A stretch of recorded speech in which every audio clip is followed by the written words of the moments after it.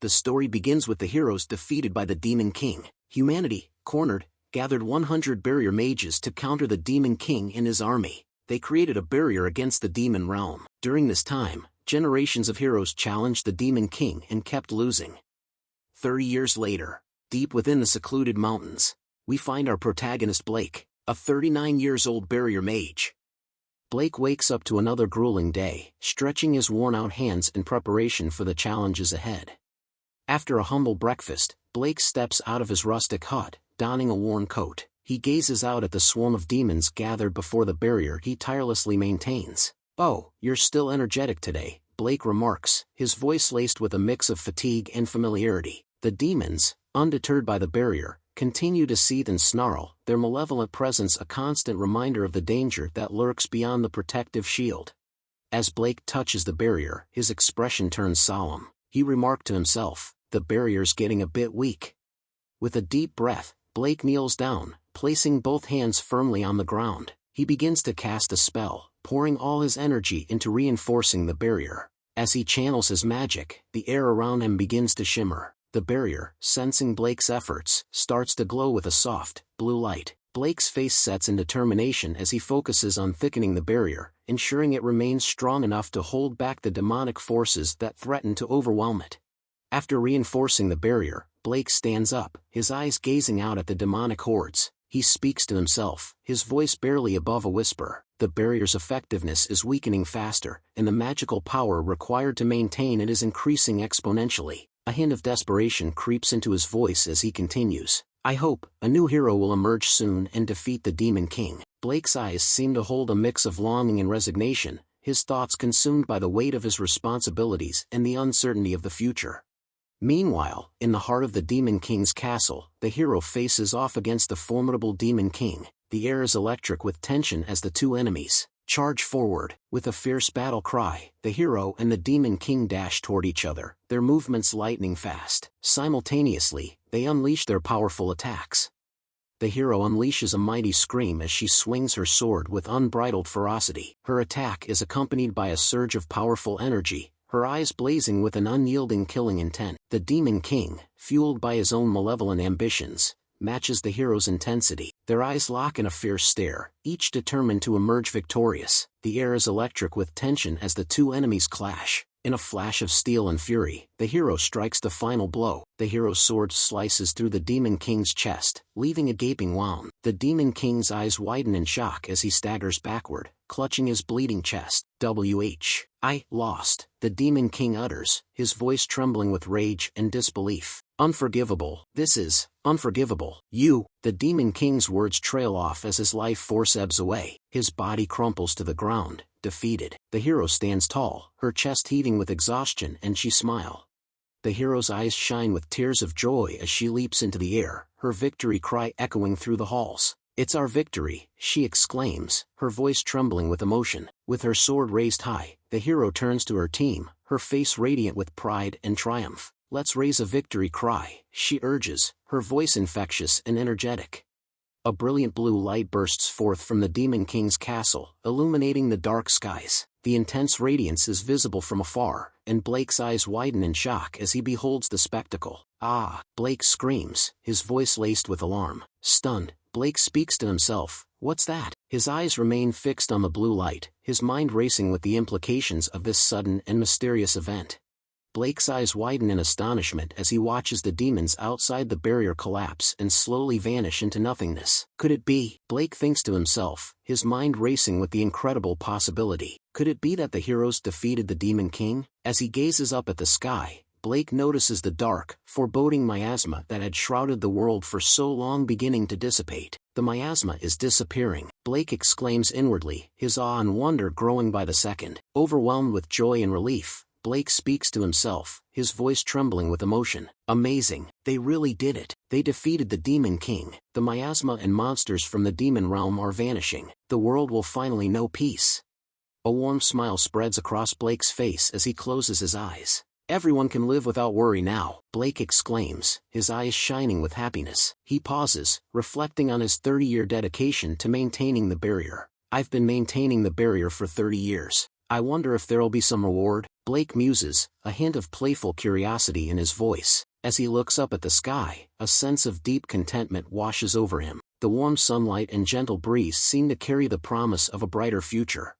1 month after the Demon King's defeat, a group of Kingdom Knights arrives at Blake's humble hut. One of them steps forward, his voice dripping with disdain. "You're no longer needed," the knight shouts, his words cutting through the air. Blake emerges from his hut, confusion etched on his face. "Huh, and no longer needed?" Blake stammers, unsure of what's unfolding. Another knight's face twists in anger. "You've been wasting public funds on a useless barrier, you money-grubbing fraud." The knights begin to push Blake away from his hut, their actions fueled by malice. Blake's eyes widen in shock and indignation. "I've been maintaining the barrier to prevent the miasma and monsters from coming out of the demon realm," Blake shouts, his voice ringing out in protest. The captain of the knights, a self-assured smirk on his face, places a hand on his ear, feigning confusion. "Huh," he says, his voice dripping with disdain. "I don't know anything about that. What could an incompetent, bottom-tier barrier mage like you do, anyway?" The captain's words cut deep, his tone implying that Blake's efforts were insignificant and worthless. Without warning, one of the knights delivers a vicious kick to Blake's back, sending him stumbling forward. "Get out of here now," the knight growls, his voice menacing. The captain chimes in, his tone cold and unforgiving. "This shabby hut and the land it's on belong to the country." With a heavy heart, Blake packs up his meager belongings and begins his melancholic walk away from the hut. The weight of his disappointment is palpable, his footsteps echoing through the desolate landscape. As he walks, Blake's thoughts drift to his decades-long dedication. "I worked hard for 30 years. I never thought it would come to this." A tinge of sadness and regret creeps into his voice. "I guess I have no choice but to return to the village where I lived as a child." The vast expanse of uncertainty stretches before Blake like an endless canvas, his future shrouded in doubt. Hours of travel finally come to an end as Blake arrives at the Adventurers Guild in Hattah Village. His eyes widen in surprise as he spots a small pile of gold coins on the table, awaiting his arrival. Blake's face contorts in a comical mixture of disappointment and indignation. He speaks up to the guild employee, his voice laced with sarcasm. The reward is too small.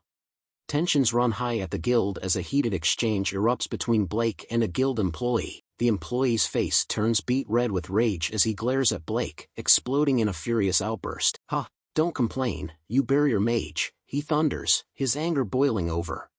Blake's eyes drop in disappointment as he's met with scorn and disdain. His thoughts turn inward, filled with self-doubt and frustration. "I can't live on this," he thinks to himself, feeling defeated. "Even though I've been working so hard all this time, was the barrier really useless?" Blake's confidence begins to crumble, his dedication and hard work seemingly for nothing. Determined to press on, the next day, Blake returns to the guild, his footsteps resolute as he approaches the reception desk. His thoughts reveal a mix of resignation and determination. "I have to work at the guild, even if the pay is low. As a barrier mage, I have no other job options." Blake's desperation grows as he begs the guild employee for work, his pride swallowed by his need for employment. Please give me work. I don't mind if the pay is low. I'll do anything." But the guild employee's response is crushing, her tone dripping with disdain. "There's no work left for you. No one requests useless barrier mages anymore." The humiliation continues as the men behind Blake start to mock him. One of them suggests, "There should be at least some weeding or odd jobs." But another man chimes in, his tone dripping with mockery. "Not even those are requested. After all, it's because you're a barrier mage." The group erupts in laughter, their jeers and mocking glances piercing Blake's already shattered confidence. He stands there, silent and dejected, his eyes cast downward in shame. Just as Blake's humiliation reaches its peak, a sudden knock at the door breaks the tension. A voice speaks up. "Excuse me." The door swings open, and the knight captain bursts in, his voice thundering. "Is there a barrier mage named Blake here?" Blake's eyes widen in shock as he stares at the knight captain in amazement. The room falls silent, with all eyes fixed on the dramatic scene unfolding. The guild employee's eyes widen in shock as she stammers, "Th." She pauses, collecting her thoughts before continuing. "The Royal Knights?" The room erupts in a flurry of whispers and speculation. One of the men speaks up. "Why are they in such a rural area?" Another one chimes in, his tone laced with mockery. "Did the incompetent do something?"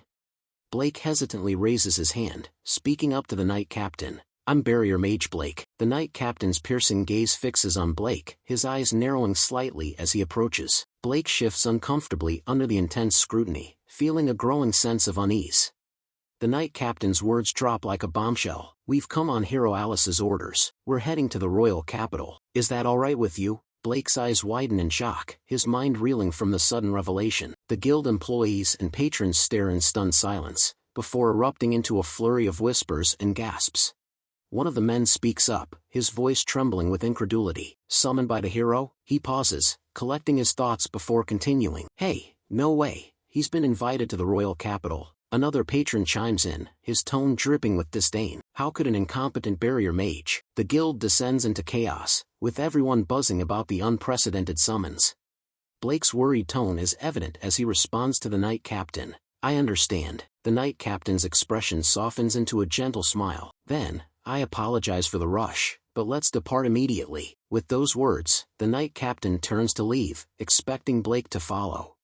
The Knight Captain gestures to a luxurious carriage, its intricate designs and polished surface reflecting the sunlight. "Please, get in this carriage." Blake's eyes widen as he hesitantly enters the opulent vehicle. Meanwhile, back inside the guild, the patrons begin to murmur among themselves. One of the men leans in, whispering to the guild employee, "Is he just a barrier mage?" The guild employee's expression turns worried, her voice barely above a whisper. "Should we apologize? We might get punished later." The guild employee's concern hints at a deeper issue, suggesting that the guild's treatment of Blake may have consequences.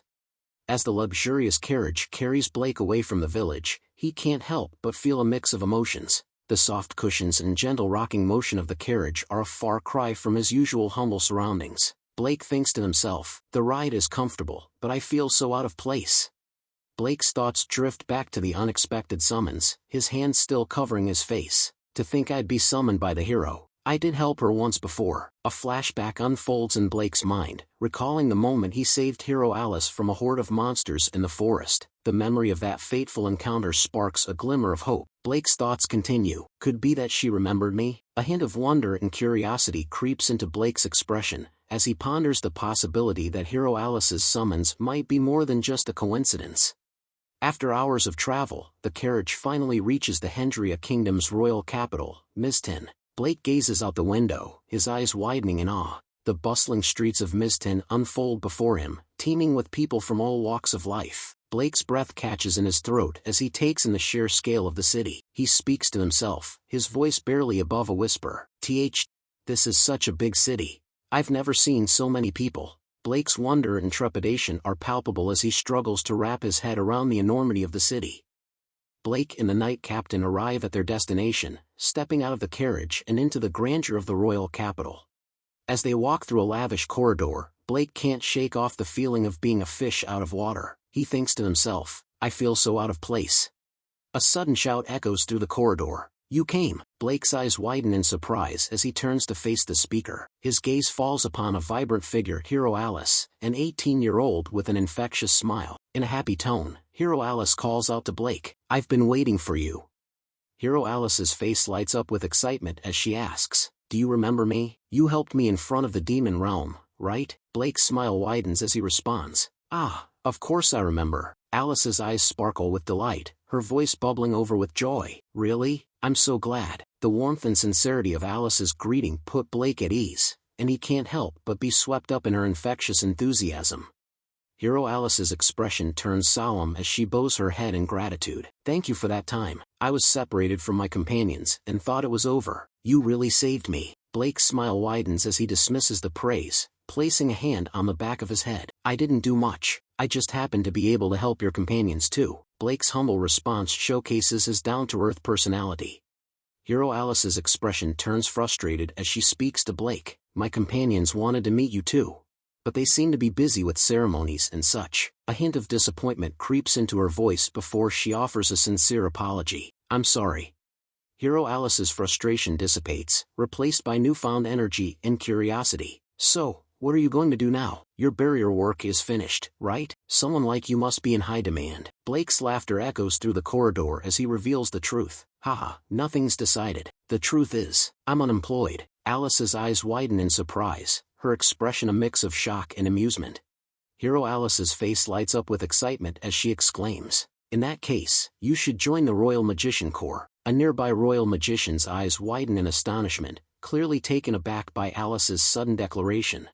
Gunther, the 22-year-old vice captain of the 5th Division of the Royal Magician Corps, steps forward, his expression stern. The Royal Magician Corps is the elite of the elite. It's not a unit that barrier mages can join. Don't lump incompetent barrier mages together with magicians. Gunther's haughty tone and condescending words reveal a deep-seated prejudice against barrier mages. His outburst creates tension, putting Blake and Alice in an awkward position.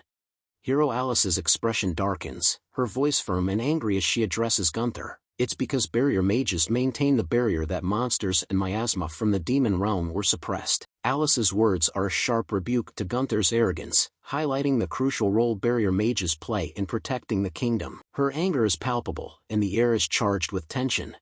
Gunther's smirk grows wider as he retorts, "That's going too far, hero. The monsters were just afraid of magicians and hesitated to attack.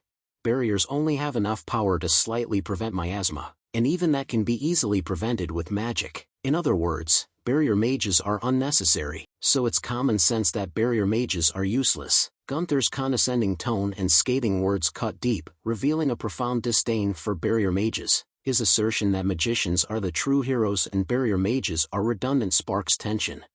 Blake's eyes narrow, his mind racing with thoughts of the past. 30 years ago, we were still recognized. To think our evaluation has fallen this much in these 30 years. His anger simmers just below the surface as he clenches his fist, his thoughts boiling over. Even though I've been working so hard all this time, the depth of Blake's emotions reveals a long-held frustration, a sense of injustice at the declining respect for barrier mages.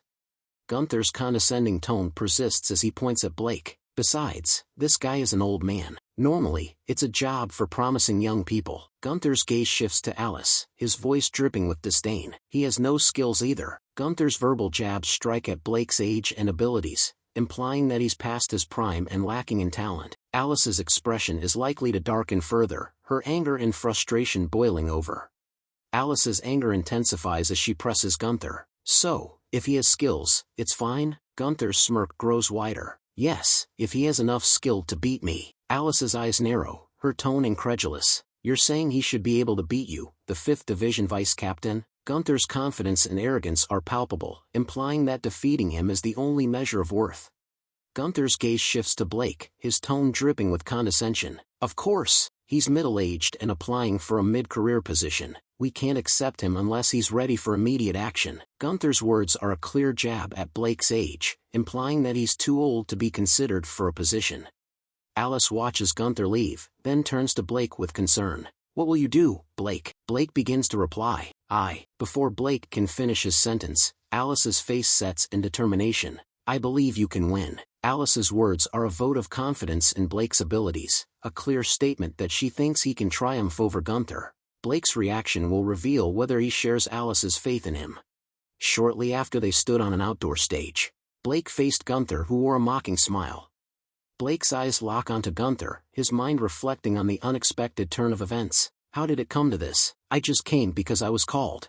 Gunther's voice cuts through Blake's thoughts, his tone confident and assertive. "I am Gunther, vice captain of the 5th Division of the Royal Magicians." The air is charged with tension as the two face off, their differing backgrounds and abilities about to clash.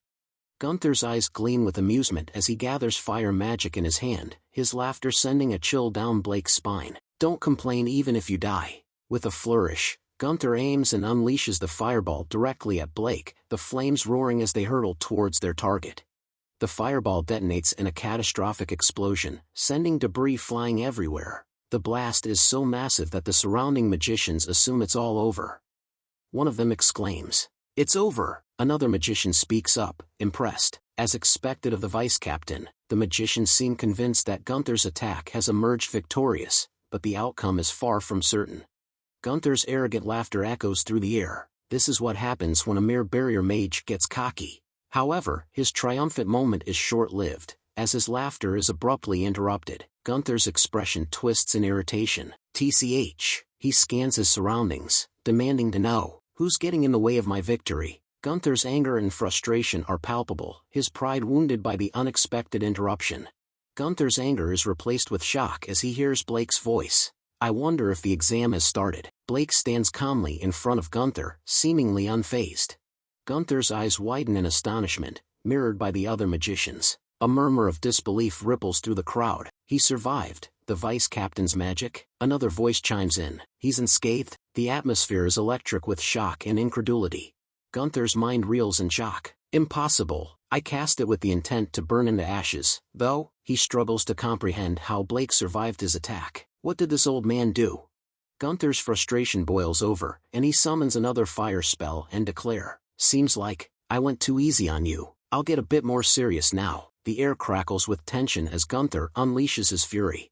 Gunther unleashes his fire spell, taunting Blake in a mocking tone. "If you can take it, then just take it." Blake remains calm, raising a barrier to protect himself once more. The fire spell engulfs the barrier, and Gunther's attack explodes upon impact. The blast sends shockwaves through the air. Gunther's relentless assault continues as he hurls a swarm of fireballs at Blake. "Burn! Burn! Burn! Burn to ashes, you trash!" The young magicians watching grow increasingly worried, their faces filled with concern, and of them exclaim, "That's too much. No one could survive that magic." The air is filled with the constant explosions of Gunther's magic, each blast sending shockwaves through the ground. Blake's thoughts are a mix of confusion and curiosity as he observes Gunther's attacks from within his barrier. Weird. The magic power is too weak. He wonders if Gunther is still holding back. Is he still going easy? Blake's analytical mind kicks in, and he starts to question his initial assessment. If not, it doesn't add up. The sound of explosions continues as Gunther's fire spells touch Blake's barrier and detonate, but Blake remains calm, lost in thought. Gunther, confident in his overwhelming assault, covers his nose from the smoke and asks with a smug tone, "He's dead, right?" The magicians around him seem to share his certainty, but the outcome is far from clear. Gunther's smirk falters as the smoke clears, revealing Blake still standing in the same spot, unscathed. Gunther's eyes widen in shock. Why is he still alive? His voice echoes through the air, a mix of incredulity and frustration. The other magicians watch in stunned silence, equally bewildered by Blake's resilience. Blake turns to face Gunther, who's muttering to himself, "Nonsense. Isn't my opponent just a low-level barrier mage?" Gunther's expression twists into a mocking sneer as he taunts Blake. "Humph. You're just trash who can only create barriers. Even if you can defend, it's meaningless if you can't attack. If you're frustrated, try attacking me." Blake's eyes narrow, his gaze fixed intently on Gunther. His expression is a mask of calmness, but his eyes seem to hold a hint of intrigue, as if he's considering Gunther's words. Blake's response is calm and collected, his voice dripping with confidence. "Then, I'll do just that." Gunther's smirk falters, replaced by confusion. "What did you just say?" Gunther's eyes narrow, his mind racing to process Blake's sudden change in demeanor. Blake's calm demeanor gives way to swift action, as a small but potent barrier shoots from his hand, which slams into Gunther's face. With incredible force, sending him tumbling across the ground, Gunther's pained scream echoes through the air. "Gah!" His rolling motion comes to an abrupt halt as he crashes into a nearby wall. For a brief moment, Gunther lies there, unconscious and motionless. The onlookers are left stunned and bewildered, struggling to process the sudden reversal. One of them asks in awe, "The vice captain was blown away?" Another magician chimes in, equally perplexed. "Oi, what was that?" The crowd's murmurs grow louder, filled with shock, curiosity, and a hint of fear. Blake's unexpected counterattack has left everyone wondering about the true extent of his abilities. Gunther struggles to his feet, his face twisted in anger and pain. He storms towards Blake, cursing, "Damn you!" Gunther's eyes blaze with fury as he demands, "What did you do? Barrier mages shouldn't be able to attack." Blake remains calm, pointing towards the small barrier. "Well, I just moved the barrier." Gunther's face turns beet red with outrage. "You've got to be kidding. Barriers are meant to be stationary. Moving it doesn't make any sense." Blake bursts into laughter, his eyes sparkling with amusement. "After 30 years of setting up barriers, I've gotten the hang of it." Gunther's incredulity is met with Blake's nonchalant confidence, leaving the onlookers stunned and intrigued by Blake's unorthodox barrier magic. Blake scratches his head, a hint of uncertainty crossing his face. Barriers usually can't be moved. Would this count as cheating?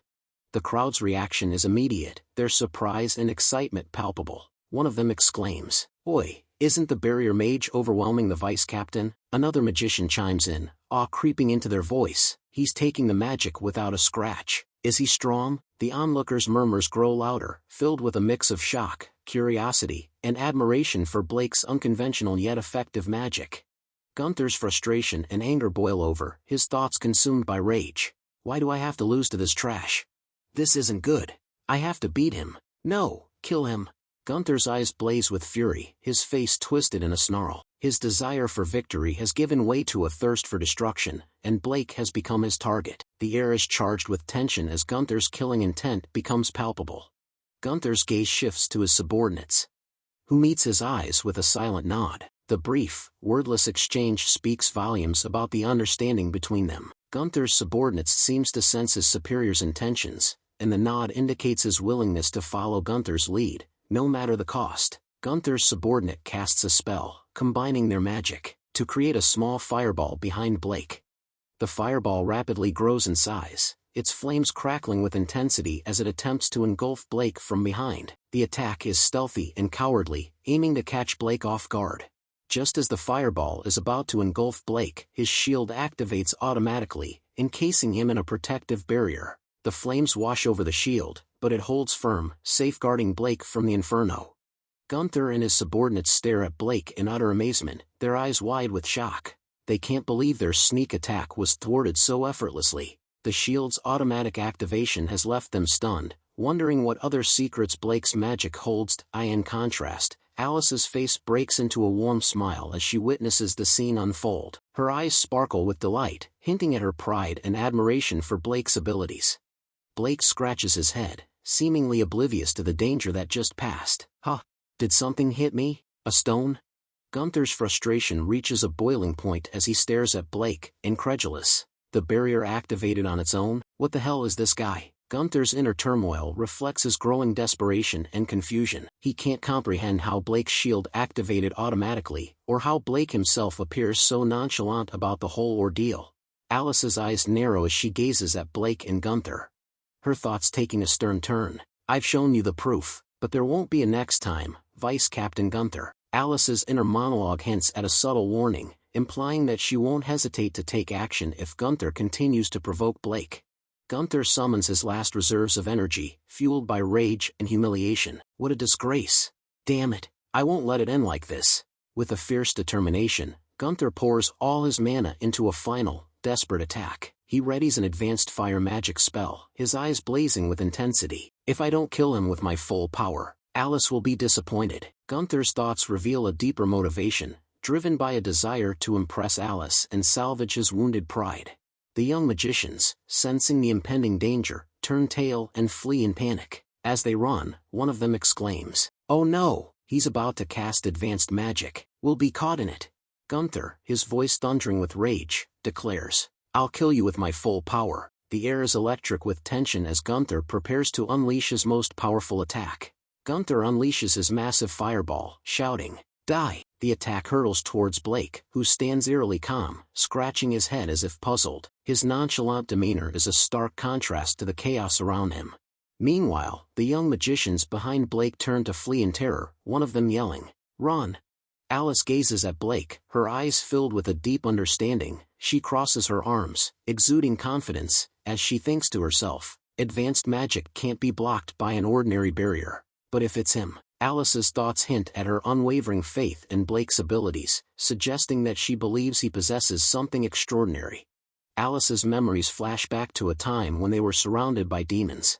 Blake released his barrier, and within its confines, the demons became eerily immobile, like toys. Blake then proceeded to dispatch them with ease, as if they were mere ants. The recollection sparks a knowing glint in Alice's eye, underscoring her conviction that Blake's abilities far surpass those of ordinary magicians. Her confidence in him remains unwavering, even as Gunther's advanced magic fireball threatens to engulf him.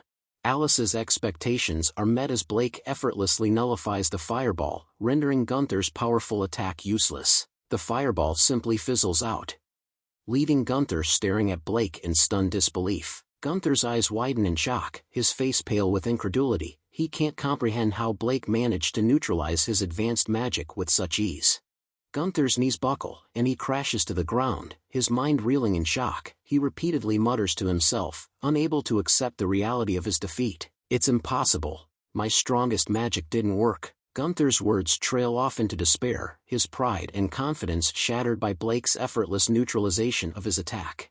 One of the young magicians speaks up, observing, "The vice captain's mana is depleted." Another one exclaims, excitement creeping into his voice, "Does that mean the barrier mage won?" Alice's face lights up with joy as she declares, "Barrier mage squad wins." Her eyes shine with pride and conviction as she adds, "This proves he has what it takes to join the Royal Mage Squad." Gunther attempts to protest, but Alice interrupts him. But Alice reveals a shocking fact. He has been setting barriers in the demon world to protect the world for 30 years. I'd say that's quite an achievement, wouldn't you? Gunther's face reddens as he protests. It's not just his strength, there were other barrier mages beside him. Gunther points, and he seizes the opportunity to demand answers. What happened to the other barrier mages? Where are the investigators? Get out here, quick! The Knight Commander, after reviewing the files, delivers a shocking revelation. Then, according to the investigation, the other barrier mages are not there. Gunther's eyes widen in astonishment. What? Not there? The Knight Commander continues, his expression grim. Due to various reasons, they either died or abandoned their duties while embezzling funds. The other barrier mages gradually disappeared for various reasons.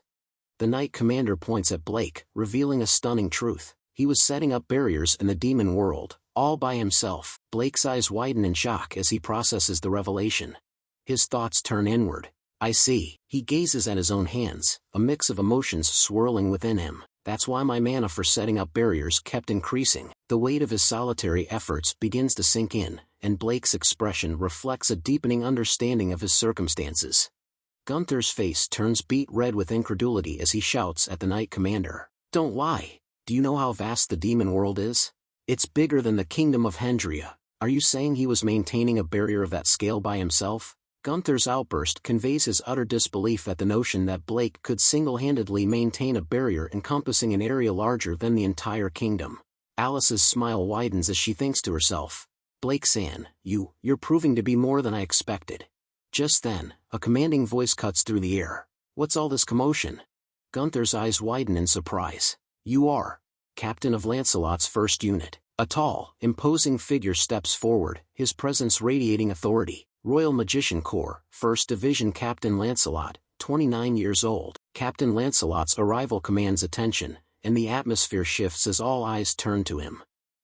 Will Lancelot accept Blake into the Royal Magician Corps, or will he mete out punishment instead? Share your thoughts in the comments below. What a thrilling conclusion to this chapter. A huge thank you to everyone watching for joining us on this epic adventure.